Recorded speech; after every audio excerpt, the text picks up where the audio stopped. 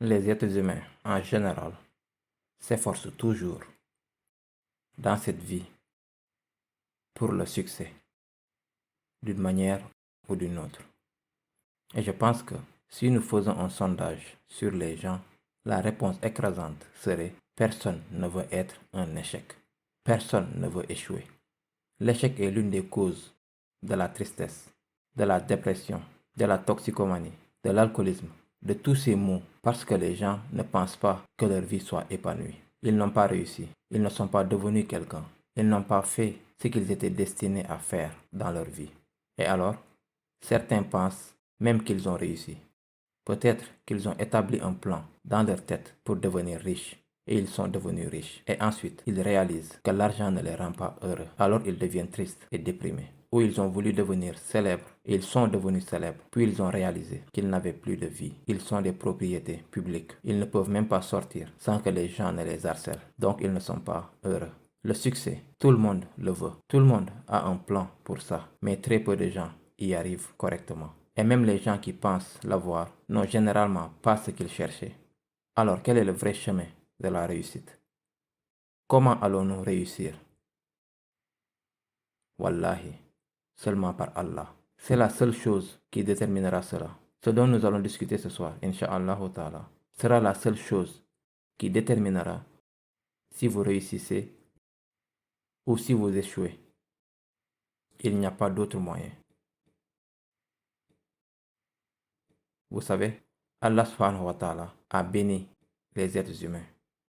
Tous, même ceux qui ne croient pas, il les a bénis. Même ceux qui l'ont rejeté, il les a bénis. Même ceux qui le nient, il les a bénis. Même ceux qui adorent autre que lui, consciemment, il les a bénis. Parce qu'ils se réveillent le matin et vivants, ils sont bénis. S'ils mangent, ils sont bénis. S'ils respirent, ils sont bénis. À chaque battement de cœur, ils deviennent plus bénis.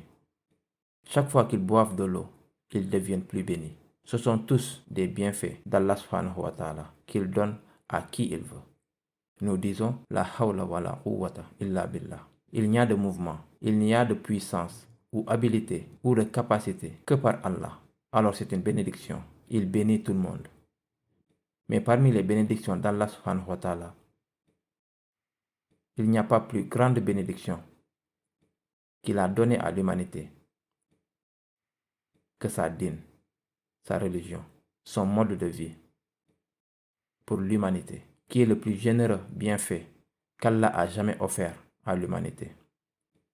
Parce que ça devient le facteur de guidance. Ça devient le facteur décisif entre la réussite et l'échec. Ça donne à chaque être humain l'opportunité de réussir, qu'il soit né dans la richesse ou qu'il devienne riche, qu'il devienne célèbre, qu'il possède quelque chose ou non, ou devienne quelqu'un d'important dans cette vie temporaire. Cette religion, l'islam, est ce qui vous fera réussir. Et être loin de ça, ou en être séparé, est ce qui va causer votre échec. L'échec.